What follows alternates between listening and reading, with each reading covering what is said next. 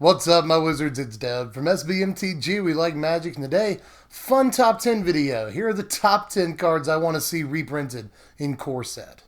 Now, before we get started, there's really only two rules for making the list. One, I can't pick anything that I picked in the last cards I want to see reprinted video. It'd kind of be cheating if I just listed the same cards over again. So I'm not going to do that. That seems wrong. So the second rule, though, is that if whatever I do end up picking has to be relatively simple, because that's the whole steez of core set, Nothing super complicated or over new players' heads. Everything has to be relatively simple in nature. All that said, core set is set to drop on July 13th, which is just a little over a month away, which means spoilers are going to start any second now, so I should probably go ahead and get this video out. Let's get started with the honorable mention. Now, my honorable mention is actually still in standard at the moment, but I want to see it reprinted. And that's actually not the only card on the list that's currently in standard, but I think needs a reprint. My honorable mention is Shock. I just think that Shock is too perfect to lose, and we will lose it to rotation in the fall, in just like 4 months now.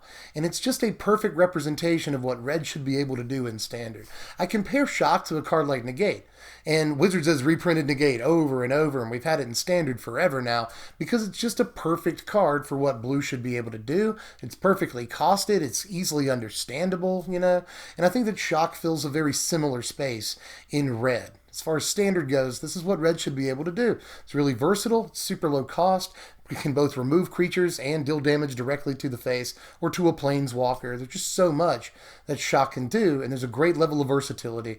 And I think that as far as Standard power level, this is exactly where Red should be. So I just don't think that we should lose Shock. Now, my number 10, to start the list proper here, is Consume Spirit. I thought long and hard about what card I wanted to put in this slot. I knew I wanted a black card that did this, whether it was Consume Spirit or Drain Life or maybe even Corrupt or Tendrils. There are a lot of different avenues to go down here, but I think Consume Spirit is the best. And we do already have some similar things in Standard. We have Torment of Hailfire. It's probably the easiest analog to this, but I want something as clean as Consume Spirit. It's got X in the casting cost. It scales super well, just like a Torment, but we can specifically target a creature with it or a player's head, whatever we want to do. It's not as sort of roundabout as a card like Torment of Hailfire.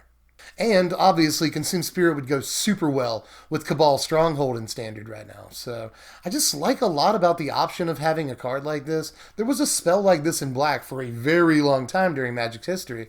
And I feel like even though Torment is sort of the take on a spell like this, I still want the original thing back so that we have that kind of versatility. To, blow that guy up and gain a bunch of life, or just finish the game by hitting you for 5 with a Consume Spirit. I really think Black still needs that ability, and I'd love to see a card like this reprinted. Well, for number 9, I wanted an equipment because Danitha really aches for some good equipment, but there's not a whole lot of amazing equipment in Standard. And we still have SRAM in Standard for the next 4 months too, so take that for what it's worth. I really want good equipments to play with these awesome white legendary creatures.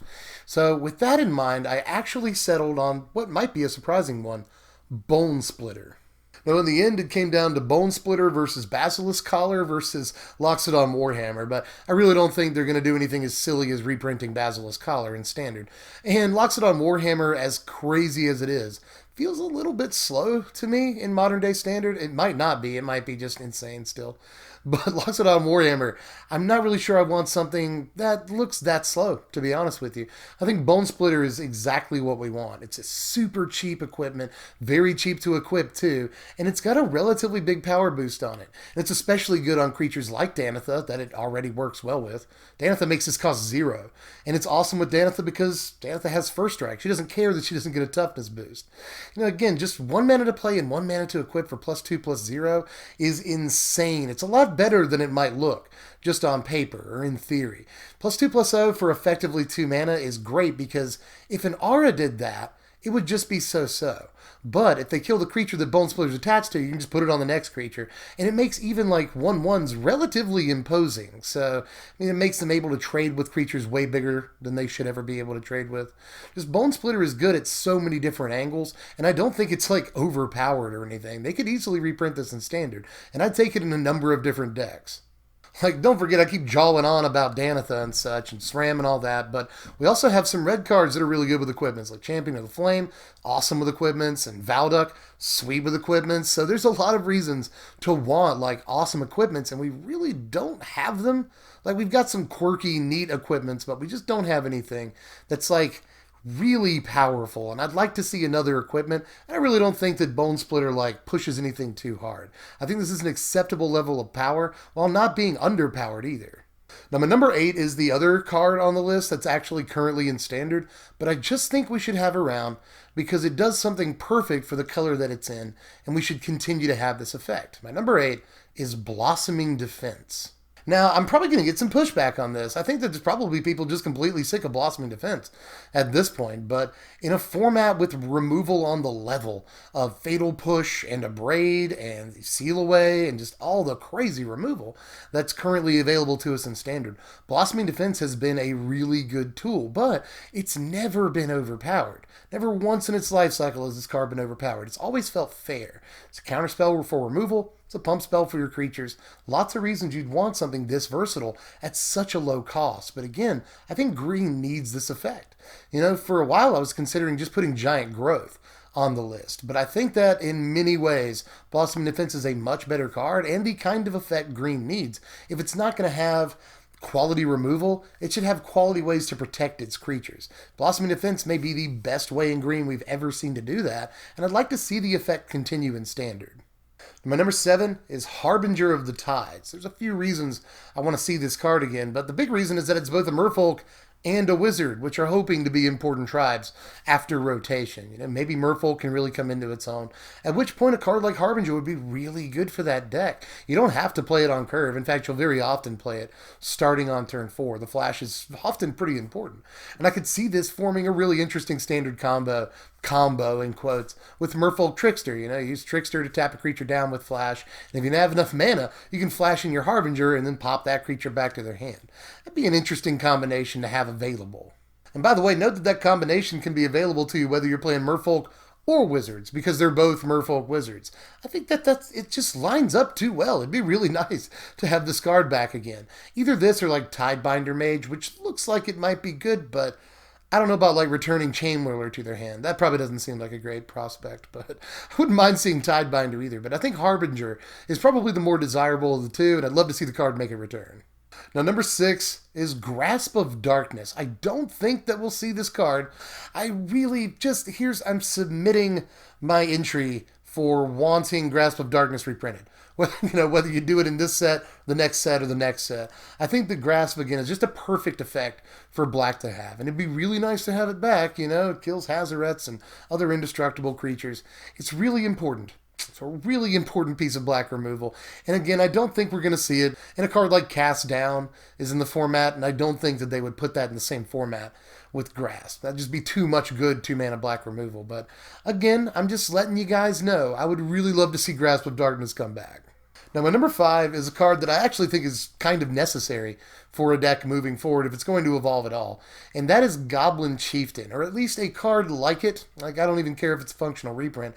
Goblins just really needs an Anthem effect if it's going to be a thing post-rotation, and it would be sweet if they just reprinted Chieftain. Seems like the easiest way to go, to be honest with you. And it would play really, really well with cards like, say, Siege Gang Commander, because you could just swing with all 5 of that power, all 4 of those creatures, the turn you play Siege Gang. So this seems like this is what you want to be reprinting if you're going to be reprinting anything for a tribe that's currently in Standard. I think that Goblins needs an Anthem effect the most, and it doesn't have theirs. And really, again, why create a whole new card? We can just reprint Chieftain. My number 4 is a fun one. I want Sara Avenger back in this format. Really what I want is like an acceptably playable 2 or 3 mana angel. That's just a completely new card because there just aren't any of those. And I would really like another good angel to take advantage of the fact that Lyra Dawnbringer gives an Anthem effect to all of our angels. Shalai can't be the only thing that she gives a boost to. And there are other effectively 4-drop angels. I know this looks like a 2-drop angel. It's really a 4-drop angel. Just read the text box. But it's still a really good card.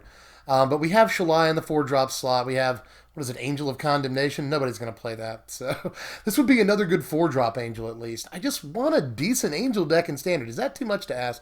If you're going to print an angel, that has, you know, all other angels you control get +1/+1, then all the other angels in the format can't be 5-drops. I think you kind of dropped the ball on that. So it'd be nice to either just print up a whole new decent 2 or 3-drop angel, or give us at least Sara Avenger back. I know that it's not quite the 2 or 3-drop I want, but it's at least a compromise.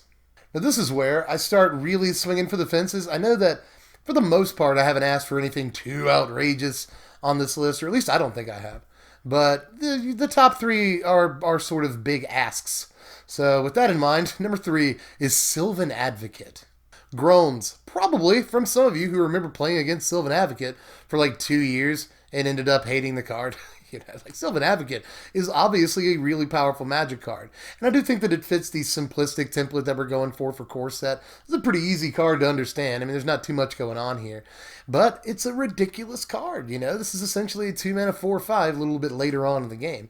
And even when you play it on curve, still fine, you know. 2/3 creature. It's not ever going to die to Goblin Chainwhirler or anything. And it's got Vigilance, so it can swing through, seal away. That seems a pretty good bonus in this format right now. It's just green needs a really good 2-drop. Like, I know that we're all trying to live the dream of like Lon Orwell's and a Steel Leaf champion, but green still needs a really strong 2-drop. And Merfolk Branchwalker, while a good creature, isn't necessarily the best 2-drop it could absolutely be.